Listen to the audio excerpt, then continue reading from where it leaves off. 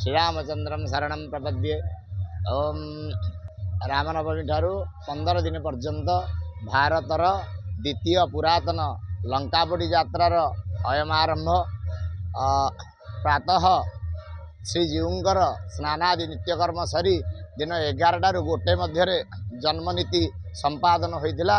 से जन्मनीति संपादन जो दिन जो विषय वस्तु से प्रोग्राम रे अच्छी से दिन राति रे रोलार माने से विषय रे नृत्य परिवेषण करती। यह भारतर अपितु पृथ्वीर सर्वपुरातन मुक्ताकाश रंगमंच। आ गोटे कथा बहुत पुरातन परंपरा को लेकिन ये नृत्य परिवेषण हुए एबे पर्यंत बोली आमे गोटे खोल दुईटी गिनी मध्य से नृत्य संपादन करुअछु। आमे मध्य ओडिशा अपितु भारत वर्षर बहु जगार जाई नृत्य परिवेषण करिछु। श्रीजीऊंकर लीला प्रचार करिअछु। आज उत्सव मुखर होइछि अयोध्या उत्सव मुखर होइछि। वर्तमान श्री राजा दशरथ श्रीनगर पटुआर सहित श्रीनगर भ्रमण करुछंती। देवोत्तर विभाग तरफ नीतिकांति संपूर्ण आमर सहयोग रही।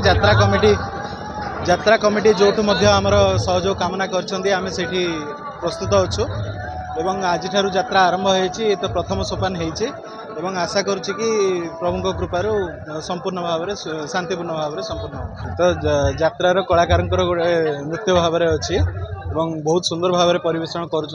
तेणुक बहुत खुशी लगिला जे भली यात्रार अंश भाव में आमको ग्रहण कर तो जनता सब अधिका सहयोग कामना करी आम आशा करूँ कि संपूर्ण भाव में आम यहाँ शांतिपूर्ण भाव में यात्रार मुख्य भगवान जन्म उत्सव पालन कर नगर भ्रमण करी प्रभु समस्त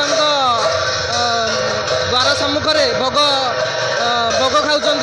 आमर जो लंकागढ़ जो रावण पड़ी होता है से पर्यंत ठाकुर यही माने शोभा यात्रा जाई समस्त द्वारे भोग खाई पुणी आउे प्रत्यावर्तन करेंगे।